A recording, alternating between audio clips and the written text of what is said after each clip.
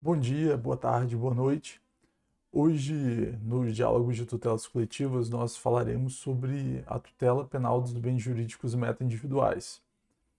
Mas, primeiramente, eu peço a vocês que se inscrevam aqui no canal, que curtam esse vídeo, porque com base nele, com base das curtidas, mais conteúdos como esse poderão ser disponibilizados na timeline, na sua timeline, bem como um engajamento para que eu continue produzindo conteúdos como esse.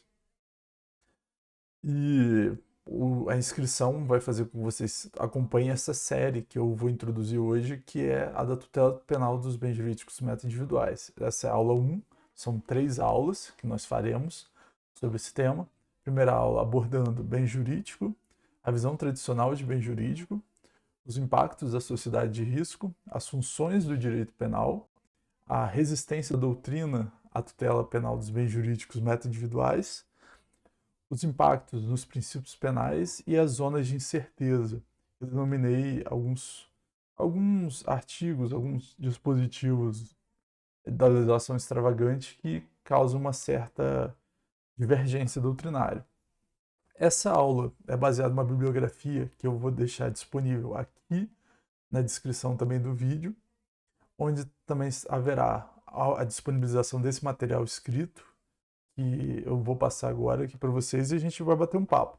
O objetivo do canal é diálogos de tutela coletiva. Então, abordar tanto aspectos civis quanto penais, mas principalmente a palavra diálogos. Então, é importantíssimo que vocês participem, comentem, diga o que vocês acham do meu jeito de explicar a matéria, para que eu possa evoluir. Eu sou um advogado, eu não sou um acadêmico. O conteúdo que eu apresento aqui é básico um roteiro que eu construí a respeito desses estudos. Então, qualquer crítica, qualquer algo seja construtivo, fiquem à vontade para discutir e vão ficar livres também para discutir os assuntos aqui também nos comentários. Então, vamos lá. É importantíssimo ter noção do que é bem jurídico. Bem jurídico, teoricamente, é algo abstrato, mas é necessário nesse momento a gente ter uma noção corpórea que é a visão tradicional do bem jurídico. Por exemplo, de acordo com Nutt, trata-se do valor ou interesse de alguém que é protegido por lei, sendo a base do direito penal, para criar normas penais incriminadoras, ou seja, quem atentar contra ele será punido. O conceito do Nutt é um conceito tradicional que vai se encontrar em diversos outros manuais de direito penal, e baseia-se em um conceito intranscendente, conceito que é o indivíduo diretamente, que é o alvo, que é o objeto de tutela do direito penal. É uma visão tradicional, por exemplo, do Código Penal, do artigo 121, a vida é objeto de tutela, a vida humana individualizada. Com base nesse conceito do Nutt, como valor ou interesse de alguém, a gente tem uma noção puramente individual do bem jurídico. E o nosso objetivo aqui da tutela coletiva é a transcendência do indivíduo, uma questão transindividual. Então, com base nessa noção de bem jurídico, que é protegido por lei, sendo a base do direito penal para criar normas penais incriminadoras, nós vamos acrescentar os bens e interesses, direitos meta-individuais, que são melhor explicados no artigo 81, parágrafo único do Código de Defesa do Consumidor. Por exemplo, os interesses difusos são definidos pelo, no inciso 1º, os interesses coletivos estrito sensu no inciso 2º e os interesses individuais homogêneos no inciso 3º. A aula de hoje não vai ser para explicar a diferença entre interesse ou direito, que aí já abre uma margem de divergência, mas é para explicar que existem bens transindividuais que extrapolam a esfera do indivíduo que merecem uma tutela penal pela norma penal incriminadora. Isso surge a partir de uma mudança da própria quadro social. Nós podemos esquecer que existe um valor aqui. Quando menciona-se valor, existe um valor social para a norma penal incriminadora. E existe um valor que a sociedade dá ou deu ao longo do tempo para os direitos difusos, aqueles de natureza indivisível, que os titulares são indeterminados, ligados para uma circunstância de fato, os coletivos estrito sensu, que também são de natureza indivisível, mas têm um vínculo com uma relação jurídica base, e os direitos individuais homogêneos, que são direitos naturalmente individuais, porque eles falam que é acidentalmente coletivos, mas que têm uma origem comum. Isso tem um caráter da própria mudança do quadro social, que é importantíssimo. Por exemplo, na palavra de Miguel Reale, da teoria tridimensional do direito, o direito tem um lado de um fato, valor e norma. Existe fato social, existe um valor que o direito dá e há uma norma para reger aquela relação jurídica. Isso tem ocorrido durante todo o tempo. A mudança do quadro social altera também a amplitude na norma e as relações que vão se construindo ao longo do tempo também alteram. Então, o bem jurídico, que inicialmente era individual, numa visão tradicional, ele tinha um caráter de esfera intranscendente, não transcendia o indivíduo. A repercussão jurídica era individual, era, por exemplo, morte de alguém, roubo, furto. Havia uma esfera de um patrimônio individualizado. Mesmo que um indivíduo pudesse praticar diversos furtos com várias pessoas, por exemplo, continuidade delitiva, o fato é que havia a interferência patrimonial individual. Isso também é marcado por uma sociedade com reduzido pluralismo de ideias também. Havia uma convergência muito comum de ideias, de pensamentos políticos e de concepções e uma concepção de mundo muito semelhante entre aqueles que participavam do quadro social. Havia também uma clara hegemonia de certas ideias em relação a outras, e isso dificultava o mercado de ideias e a possibilidade das pessoas discutirem certos parâmetros, certas visões de mundo, principalmente do monopólio de grupos de mídia, de discussões que eram atentas a certos nichos. E havia uma publicidade menor. E as relações jurídicas eram de pouca complexidade. Não havia um desenvolvimento de relações jurídicas de trato continuado durante várias décadas, relações jurídicas que se mantinham durante muito tempo, relações jurídicas que dependiam de deveres não simplesmente das partes contratantes, mas também de não havia interesse, deveres anexos. Então, tudo isso passa por uma mudança significativa com a denominada sociedade de risco.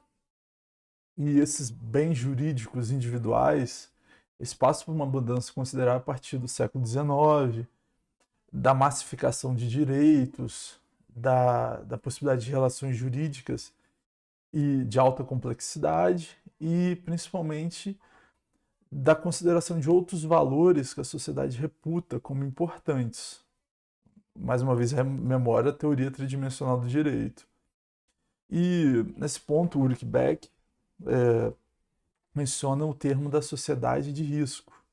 Sociedade marcada por uma convergência de ideias bem diferente, distinção clara, uma forte tensão entre grupos, mesmo grupos vivendo no mesmo estado, dentro do mesmo território, há uma tensão considerável, um pluralismo de ideias significativo, porque há um tráfego maior de informações, há uma democratização do mercado de ideias, que permite, por exemplo, eu possa aqui no YouTube falar minha visão sobre certos temas, outras pessoas possam falar essa visão de temas, e isso gera uma possibilidade de tensão com outros direitos e garantias fundamentais, ou outros valores que a sociedade interpreta como legítimos também. E isso esbarra numa questão denominada de risco permitido e risco proibido, que nós já veremos no próximo slide. Então, alguns 6 pontos importantíssimos da sociedade de risco. A consideração de bens jurídicos de dimensão transindividual, por exemplo, a probidade, a criminalização dos crimes contra a administração pública, que apesar de remontarem a um código penal antigo, que é o nosso vigente, passa a se ter um valor maior, uma proteção maior, principalmente pela ordem constitucional. O próprio meio ambiente, que passa por uma mudança significativa com a criação da Política Nacional do Meio Ambiente, depois com a Constituição de 88, que constitucionaliza a matéria, e Protocolo de São Salvador também, o Código de Defesa do Consumidor, que o direito do consumidor passa a ter um caráter de direito fundamental, o sistema financeiro nacional e a sua rigidez, que é essencial para a fruição de outros direitos, o direito ao crédito, o direito à livre iniciativa e o empreendedorismo. Então, todos esses direitos que passam além do indivíduo, que passam a gozar da coletividade, passam a gozar também de relações jurídicas de base, todos os interesses que extrapolam o indivíduo passam a ter uma tutela maior e um interesse maior do direito penal. A tutela penal como uma repercussão coletiva e uma sociedade de alto pluralismo de ideias, como eu falei, do mercado de ideias, relações jurídicas de alta complexidade, que remontam países, que transportam fronteiras,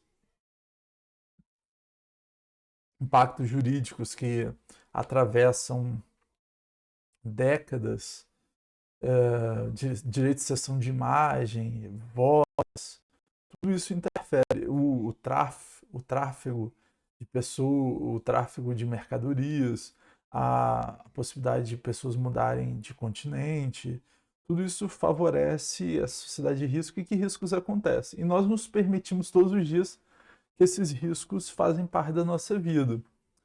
E como há uma complexidade grande de bens jurídicos, um grande número de bens jurídicos vêm sendo ofendidos, há ofensa de bens jurídicos de pouca expressividade individualmente considerados.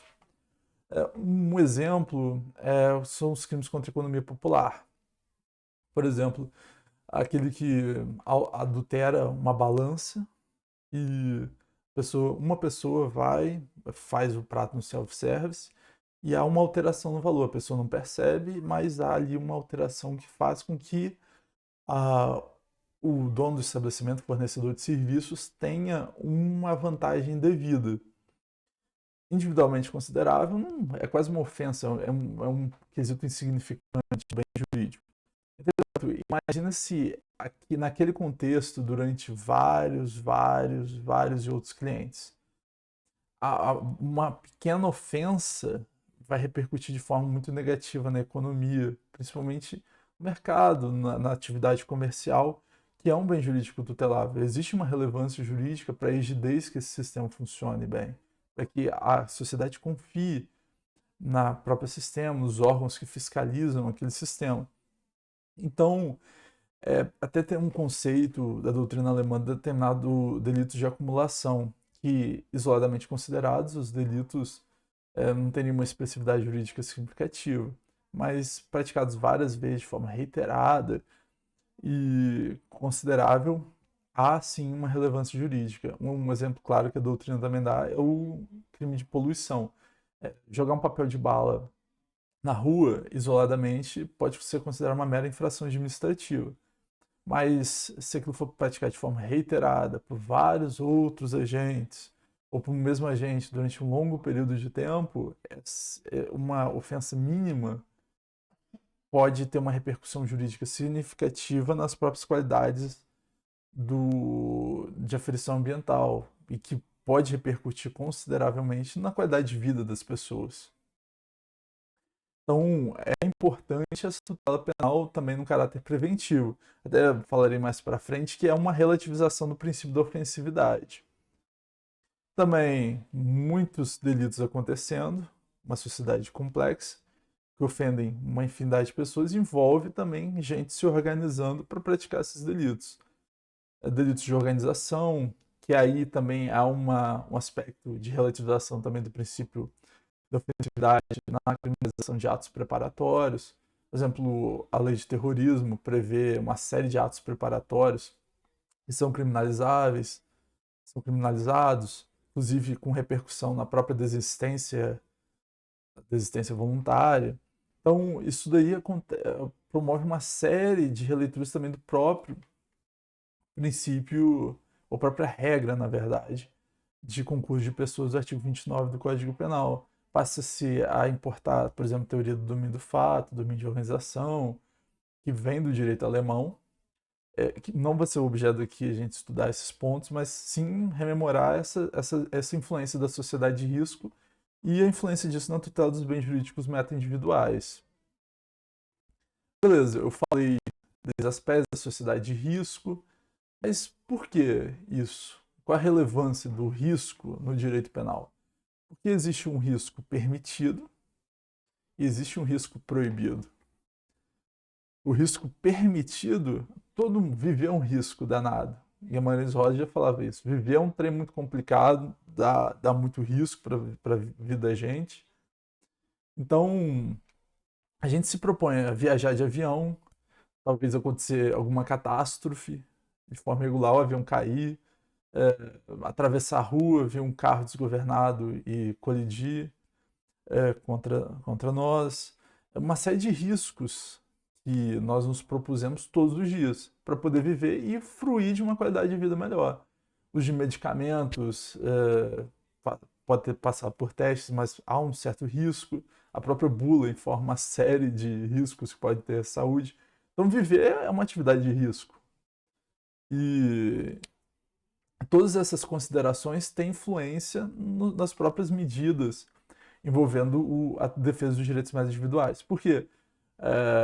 A massificação do consumo, quando não existe, raramente vai existir um produto que é feito de forma individual, são raros os casos, tudo é feito em massa. E quando ocorre uma falha nesse produto, diversas pessoas são impactadas com ele. Então, é importantíssimo avaliar o que é um risco permitido e o que é um risco proibido. E na tutela dos direitos meta-individuais, a dificuldade de apurar se um risco é permitido ou proibido é muito difícil.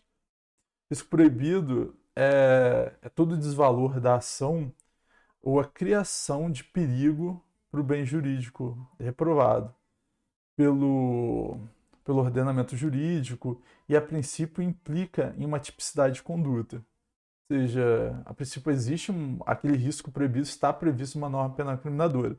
Esse trabalho de imputação nós verificaremos no segundo vídeo, que trata sobre a teoria da imputação objetiva, que ela é atualmente a resposta mais adequada para o enfrentamento e verificação se houve a violação da norma penal incriminadora e se houve a criação ou fomento de um risco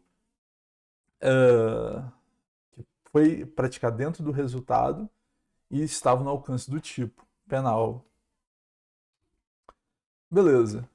Aí definimos o que precisa de um risco, que o risco é permitido ou proibido, que tem uma relação com a sociedade de risco que nós vivemos.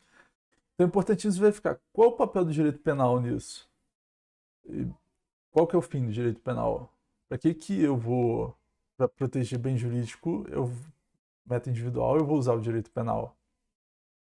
É importante a gente traçar as linhas aí qual é a função do direito penal. Qual a função desse instrumento que é visto como a última ratio, que é a última fronteira. Então, existem três perspectivas que eu vou abordar aqui, que é a primeira perspectiva do Roxin. No Roxin, o direito penal cuida-se dos fins da pena e proteção de bens jurídicos imprescindíveis ao desenvolvimento individual e social. Nesse ponto de desenvolvimento social, tem um valor importante que é o da tutela dos bens jurídicos meta-individuais, aqueles que são muito caros à sociedade e não simplesmente aqueles individualmente considerados. A visão de Roxin ela é tida como moderada, porque o direito penal tem limites impostos pelo próprio direito penal e pelos demais ramos do direito. É dualista, porque o direito penal convive com os demais ramos do direito.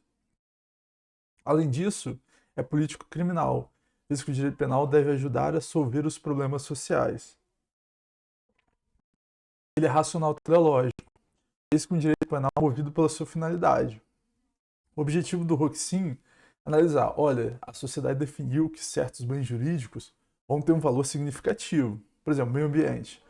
O próprio constituinte, por uma norma de criminalização indireta, norma constitucional de criminalização indireta, no artigo 225, parágrafo 3º, definiu que há uma tríplice responsabilidade para aquele que pratica dano ao meio ambiente. Responsabilidade administrativa, que é natureza subjetiva, regida pelo princípio da responsabilidade pessoal, que há necessariamente a apuração de dolo e culpa.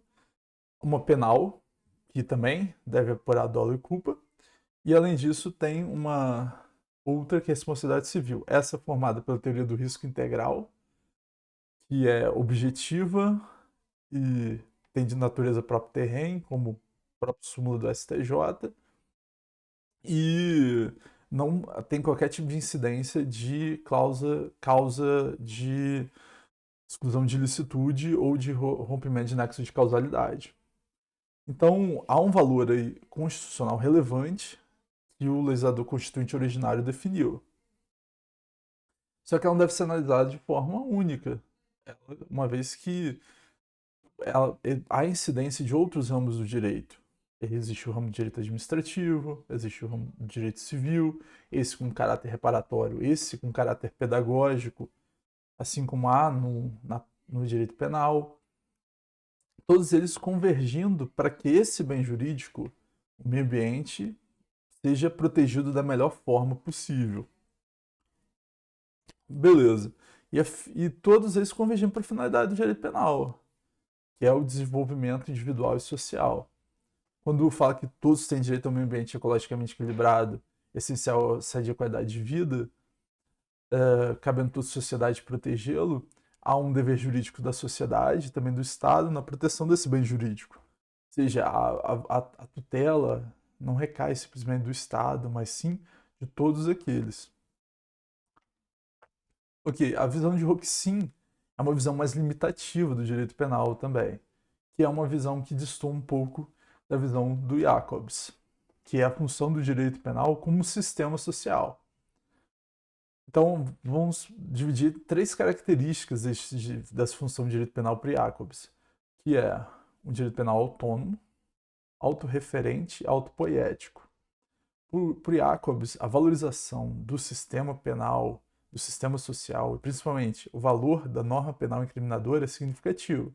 A conduta penal por Jacobs se baseia em toda ação com desvalor jurídico, ação ou omissão que tem um desvalor jurídico, que cria ou fomenta um risco proibido ao próprio sistema social, à própria norma penal incriminadora. Então, uma ofensa ao minimamente que seja a norma penal incriminadora deve ser, de fato, objeto de punição por parte do Estado. E que isso distorce um pouco da visão do Roxin. Como o Roxin tem um caráter muito forte a bens jurídicos imprescindíveis, deve ser apurado se de fato aquele risco proibido ele gerou um efeito muito forte naquele quadro social. Vou voltar ao exemplo do papel de bala. Imagina que alguém vai e joga um papel de bala. Na visão de Roxin, um papel de bala, isoladamente considerável, não tem um valor jurídico significativo. O direito penal não deve cuidar disso. Quem deve cuidar disso é o direito administrativo. Porque existe, geralmente, nas normas de conduta dos municípios, punição para aquele tipo de ato, seja por multa ou alguma outra medida restritiva de natureza administrativa. Então, para o Roxin, usando da subsidiariedade do direito penal como última ratio, para que o direito penal vai cuidar disso? É desnecessário. Eu não tenho que cuidar disso. Então, essa é a visão finalista teológica. Já para o Jacobs, a função do direito penal é que a norma diz, olha, se você poluir, você tem que ser punido. Porque senão vai criar uma sensação na sociedade de violação do princípio da confiança. Princípio esse que vai ser melhor trabalhado no segundo vídeo, quando a gente vai tocar sobre imputação objetiva. Por Jacobs, como tem a norma penal incriminadora, tem o seu valor que foi de algum modo desrespeitado, o princípio da insignificância ele é revisto. Ele é um pouco relativizado, que permite que o direito penal deve se intervir, porque ele é autônomo. Não tem que saber se o direito administrativo de fato vai punir ou não. Ele é autônomo, não depende de outro ramo. Ele é autorreferente, ele tem as regras próprias dele, e a elas ele se submete. ele é autopoético, ele vai se renovando. Cabe à sociedade se adequar muito mais à norma e nem tanto a norma se adequar tanto ao quadro social. Essa pode ser uma visão um pouco bem reduzida do que é a teoria, função do direito penal de acordo com Jacobs, mas em linhas gerais segue essa linha. É um direito penal tido pela doutrina como mais maximalista, que inclusive seria o visto como radical, ou aquele que fundaria próprio do direito penal do inimigo. Eu não vou tocar aqui sobre direito penal do inimigo, porque senão daria uma discussão muito ampla também.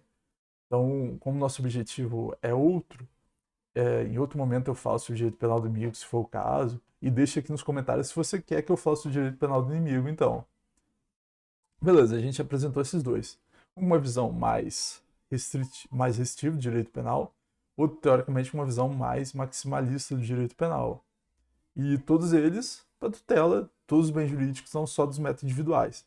Mas repito, nos bens jurídicos métodos individuais, em razão do risco proibido ter uma repercussão significativa na sociedade, ele merece uma filtragem diferenciada. Beleza. Vou falar agora da função do direito penal para Hasselmann. Essa terceira função, que trabalhada por ele, a gente vai discutir melhor no terceiro vídeo, porque ele trabalha com direito penal de intervenção, ou na verdade direito de intervenção, que cuida do direito administrativo sancionador, que, por exemplo, a tutela por parte da lei de improbidade, a lei de anticorrupção, é uma tutela mais significativa do direito administrativo. Então vou traçar só linhas gerais aqui e um objetivo, a gente vai ter um vídeo só sobre ele, que para ele o crime é conduta desviada, de modo que a pena é uma reação social formal, que só pode incidir se observar as garantias do Estado Democrático de Direito. O direito penal justifica-se pela sua utilidade social, mas está vinculado a limitações do Estado Democrático de Direito, como, por exemplo, a legalidade, intervenção mínima, proporcionalidade. Todos esses aspectos a gente vai analisar melhor no terceiro vídeo no direito de intervenção. Mas eu já adianto para vocês que o direito, a proteção tutela penal dos direitos individuais relativiza uma série de princípios penais constitucionais e convencionais. Os reflexos dos princípios penais. A gente tem que entender que a mudança do quadro social, a mudança de uma sociedade de risco, é um pouco volátil, muito volátil, na verdade. Ela muda constantemente. Isso relativiza o princípio da legalidade, como aquele em que há uma imposição de pena, lei escrita, estrita e certa por parte do legislador originário, por parte do poder constituinte, por parte do poder legislativo, que é aquele que produz a norma penal incriminadora. O Congresso Nacional é aquele que é responsável por produzir a norma penal, pela lei ordinária, propriamente dita, por exemplo, talvez por lei complementar também. Jamais pode definir norma penal incriminadora por medida provisória, embora pode ter norma penal não incriminadora por medida provisória. Então, o princípio da legalidade é relativizado também na tutela dos direitos métodos individuais, porque tudo muda. Então, é importante terem normas penais em branco. E a complementação do preceito primário, isso é uma norma penal em branco propriamente dita, que o preceito primário do tipo precisa ser complementado por uma norma de natureza principalmente infralegal, seja uma portaria, um ato normativo infralegal, decreto, principalmente por parte do Poder Executivo, que é aquele responsável muito basicamente por concentrar as políticas públicas. Por exemplo, o artigo 33 da Lei de Drogas define o delito de tráfico de drogas e define entorpecente ou droga como quando a pessoa não tem autorização legal ou regulamentar para praticar uma daquelas condutas de vários verbos previstos no tipo. E esse termo entorpecente está baseado numa portaria da Anvisa, Então, com base nessa portaria, são feitas todas as imputações penais. Se o cara tem cocaína, tem que verificar se tem na portaria da Anvisa, está maconha e por aí vai. Então, é importante, por um lado, essa tutela de uma forma mais volátil, até para verificação do risco permitido ou proibido, mas isso traz também uma certa insegurança jurídica. Esse também é até um ponto de crítica da doutrina quanto à tutela penal dos bens jurídicos meta-individuais. Porque retirar certo entorpecente da lei de drogas gera uma norma, gera uma abolição de crimes, gera uma repercussão, inclusive, na execução da pena. Então, isso muda de forma substancial o próprio tipo penal. No caso da lei de drogas, isso tem uma significatividade, uma certa facilidade maior de compreensão, que é mais comum. Mas nos delitos tributários, nos delitos envolvendo o mercado de capitais, a situação muda muito de figura, porque existem várias normas de regência. O sistema é regido pelo princípio da livre iniciativa, que gera uma possibilidade, se aquela conduta praticada pelo agente está correta ou não. Tem que verificar se existe portaria que autoriza ou não. O princípio da legalidade vai ser observado. Quando houver ausência ou lacuna legislativa, deve ser observada por legalidade relativa a ninguém obrigar a fazer ou deixar de fazer alguma coisa senão virtude de lei. Gera uma zona de incerteza por parte dos próprios agentes econômicos. E isso dificulta a verificação se aquele risco é permitido ou se é um risco proibido que está na norma de abrangência penal. Existe um tipo penal que pune isso. Nas zonas de incerteza eu vou explicar melhor esse aspecto. Há também uma crítica no princípio da legalidade quanto à legalidade estrita. Como há uma mudança significativa, é muito difícil saber se certa conduta configura um risco permitido ou não.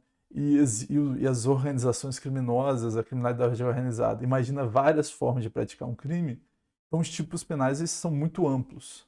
Vou dar um exemplo depois futuro do crime de gestão temerária, que ele é simplesmente gestão temerária, que é gerir instituição financeira de forma temerária.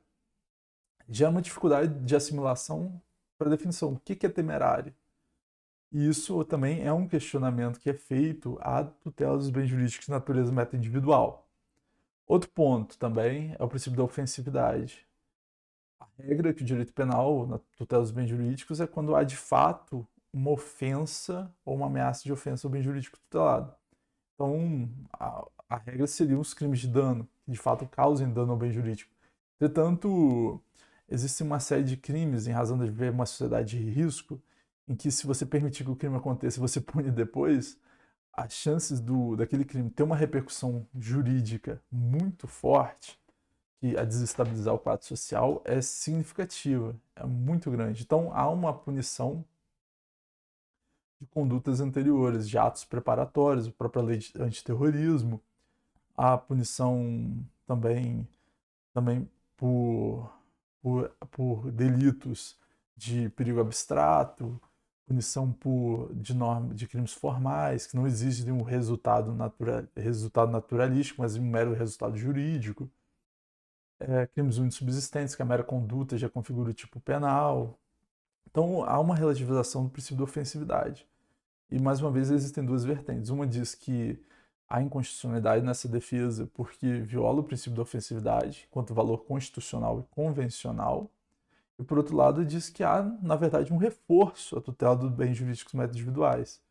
Da perspectiva, por exemplo, trabalhar por sim, quando há essa punição é porque entende-se que aquele bem jurídico é imprescindível para a sociedade, que além da tutela do direito administrativo, o direito civil, o âmbito trabalhista, é imprescindível que haja também a tutela para o direito penal. Por exemplo, a criminalização do delito de trabalho, de redução à condição análoga de escravo, existe tutela tanto no âmbito civil, administrativo quanto criminal, inclusive com status de proteção convencional em tratados internacionais. Há também a discussão sobre o princípio da alteridade. Se eu causar uma lesão individualmente ao meu bem jurídico, eu não posso ser punido por isso. Crime de se autolesionar no, por exemplo, se cortar, praticar o artigo 129 contra si mesmo, ele não constitui crime. A instigação à automutilação, sim, inclusive é uma mudança legislativa até recente, mas eu praticar automutilação contra mim é impunível. É uma questão que eu não posso ser punido porque não transcendeu a minha esfera individual. Há uma certa margem de disponibilidade desse bem jurídico, de minha parte. Isso tem uma discussão muito forte relativa ao artigo 28 da Lei de Drogas.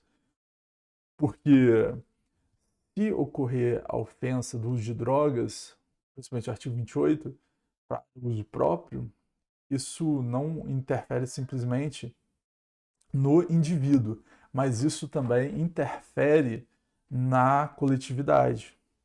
Então, um aspecto muito maior, um aspecto transcendental, que envolve um outro bem jurídico de natureza meta-individual, que é a saúde pública enquanto um direito difuso.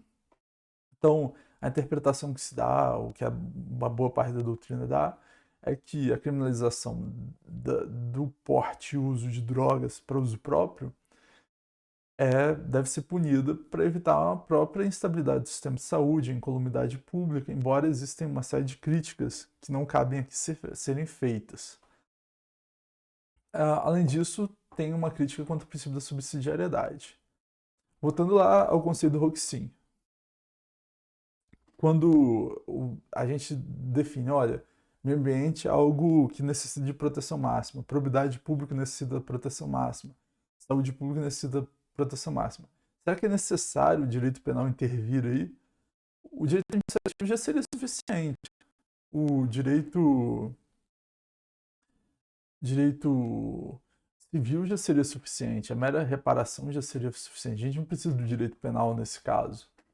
E há um questionamento sobre a própria natureza do direito penal como última ratio, enfrentamento disso. Mais uma vez, há discussões que sustentam que uma certa tutela exacerbada dos bens jurídicos meta-individuais seria negativa, porque os próprios ramos do direito já fazem essa tutela.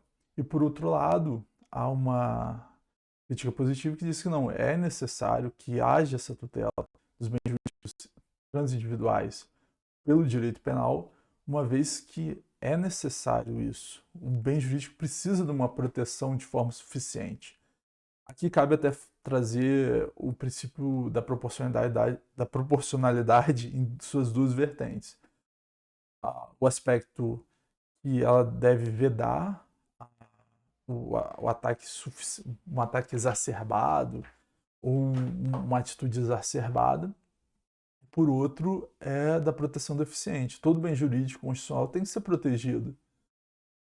Por exemplo, o próprio artigo 302 do Código de Processo Penal tem gente que diz que seria inconstitucional quando prevê a possibilidade de decretação de preventivo contra a ordem pública.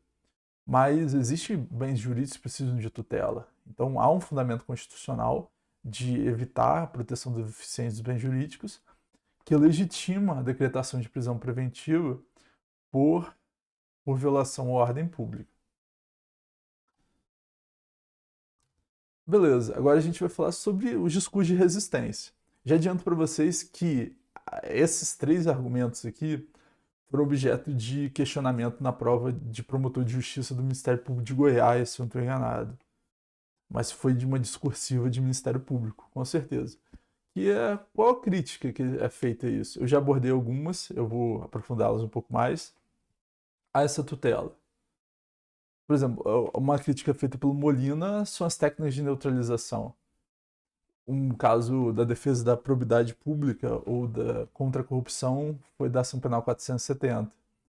Diversos membros do Partido dos Trabalhadores foram condenados na Ação Penal 470 e, após a condenação em multa, foi feita uma arrecadação entre vários correligionários que juntaram o dinheiro, os recursos financeiros e adimpliram a pena de multa.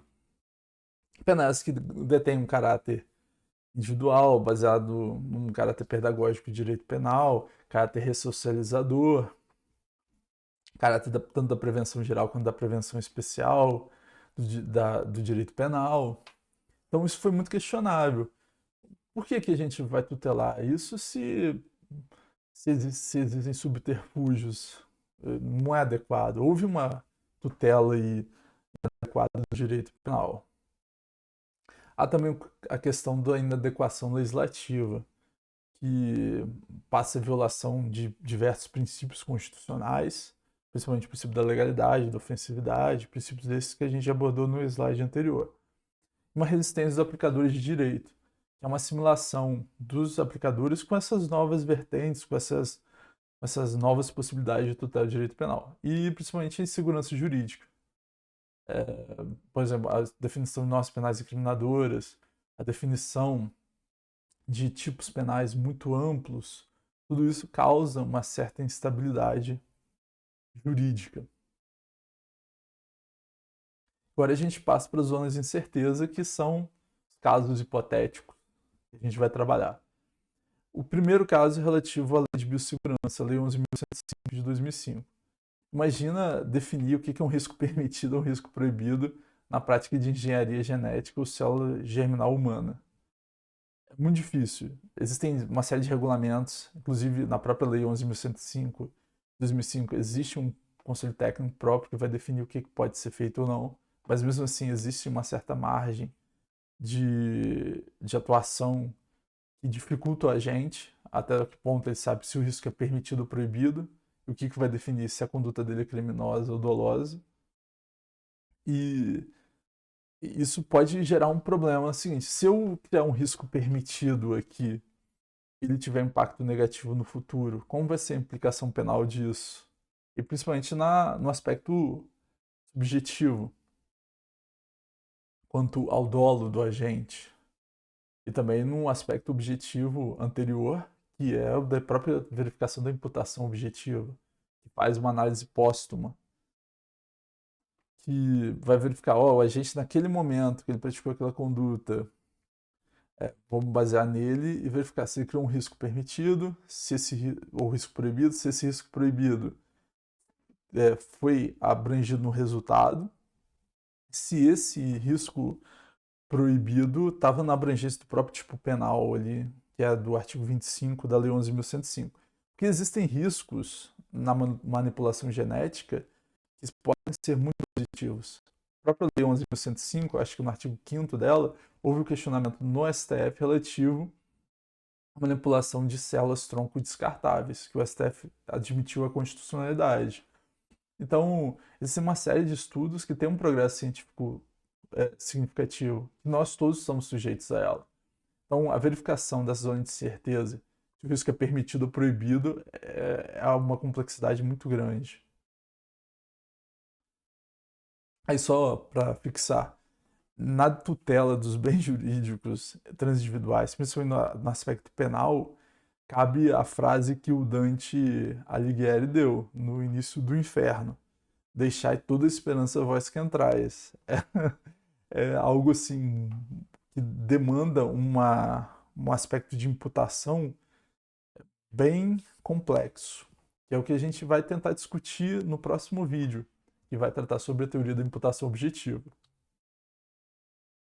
Beleza, outro delito bem questionável é o delito de gestão temerária, que é aqui tutelado na Lei 7492 de 86, que é denominada Lei de Colarinho Branco.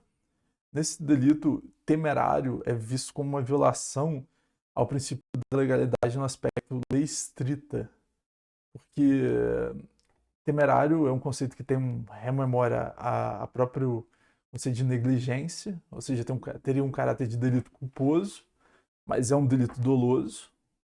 Temerário não diz o que é uma conduta temerária, o que dificulta inclusive o próprio Ministério Público ao descrever a conduta na denúncia, na decisão real, e verificar o que seria temerário, qual norma violadora ou qual o risco proibido o agente criou. E no mercado financeiro é muito difícil porque existem uma série de regulamentações. Até onde o agente pode ir? até onde o mercado pode ir, até onde o princípio da livre iniciativa tem lugar nesse momento. Também é um outro princípio de valor constitucional. Então há uma tensão muito forte nesse aspecto. Isso é marcado numa sociedade de risco. Um outro também, que esse também gera uma zona de incerteza, é relativo ao artigo 27D da Lei 6.835 de 76, que é a lei da CVM, a Lei de Comissões de Valores Imobiliários. Ela pune a conduta do inside trading, e, como está bem descrito aí, a conduta daquele que tem uma informação privilegiada, um acionista, com mais essa informação privilegiada e tem um ganho, e cria um risco proibido que gera um ganho significativo dele que desestabiliza o sistema financeiro. Um exemplo desse caso aconteceu em 2017, foi relativo ao caso da JBS e aquele acordo de colaboração premiada que foi firmado. Já havia discussões entre os membros daquele grupo empresarial, os irmãos, donos do grupo, que eles iam fechar um acordo de colaboração premiada com o Ministério Público Federal, com a Procuradoria-Geral da República. Dias antes desse ato vir à tona, se tornar público, eles fizeram aquisição de diversos ativos no mercado de valores e eles tinham certeza que quando a colaboração viesse, eles teriam ganhos desproporcionais e ganhos ilícitos, contrários à própria ética do sistema financeiro e do mercado de valores imobiliários. Então eles tinham uma informação interna, que é insiding, e tinha a ver com a negociação, que é o trading.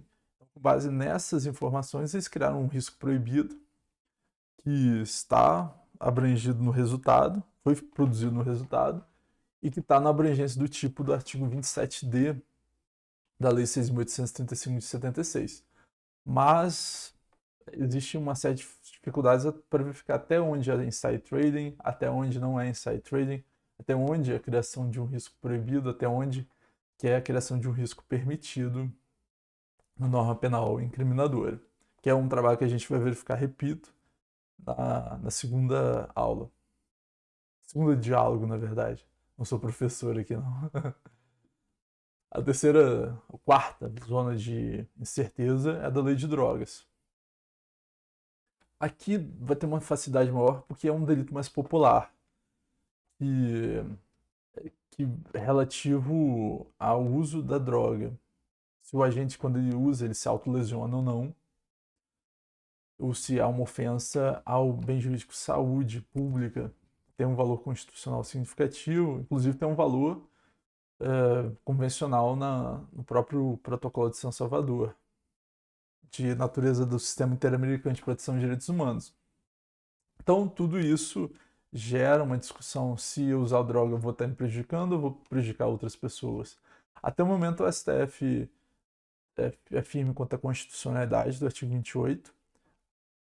Há o voto pendente ao voto do ministro Barroso, que ainda aguarda o julgamento pelos outros membros do Supremo Tribunal Federal, mas até o momento o artigo constitucional. Há a presunção de constitucionalidade, houve discussão se houve descriminalização, despenalização, ou se esse delito seria um terceiro gênero. Prevalece que houve a mera despenalização, não é nem pena privativa de liberdade, nem medida de segurança. É uma outra forma, é uma espécie de PRD, de acordo com o Supremo Tribunal Federal. Também tem discussão sobre o uso massivo de normas penais em branco para complementação do tipo. E o artigo 28 é um exemplo disso, assim como diversos dispositivos da lei de drogas e também de outras leis que visam a tutela dos bens jurídicos meta-individuais. Como, por exemplo, a Lei 9.605 de 98, que é a lei de crimes ambientais, que pune uma série de atos com prática de desacordo às normas regulamentares. Por exemplo, a pesca no período de defeso, qual a definição que vai ser desse período. Então, tudo isso gera uma dificuldade para a gente ver qual que é o risco proibido, se ele ameaçou o bem jurídico de lesão ou lesionou, se houve ocorrência desse risco proibido no resultado e se esse resultado se encontra na abrangência da norma penal. Então, são 3 etapas de verificação da imputação objetiva. Isso que a gente vai ver no próximo vídeo, entendeu? Porque é necessário a gente verificar outras questões antes de partir para isso. Ok? Então, quando vocês se inscrevam no canal para que tenham acesso a mais vídeos, deem like e principalmente comentem para dar suas opiniões sobre o tema, acrescentar conteúdo, qualquer coisa que vocês acrescentarem de pertinência, eu vou editar e colocar aqui também na descrição do vídeo. Então fiquem à vontade. Tchau, abraço.